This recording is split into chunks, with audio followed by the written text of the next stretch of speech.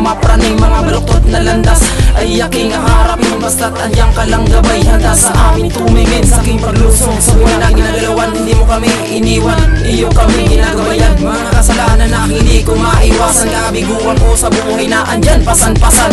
Nananalangin ako sa itaasan, ibigyan mo ng liwanag upang ako ay lumakas, upang ako ay makabangon sa mundong ito. Ikaw ang nag-iisa, kasama ka hanggang sa akin tulisa. Mga pagkukulang ko ay handa ko tong punang, bigyan mo lang ng simbolo ang buhay ko sa'yo'y lalan. Napakaraming kasalanan na aking nagawa, sana ibigyan mo naman pansin upang hindi mo kalisa. Patawad ko.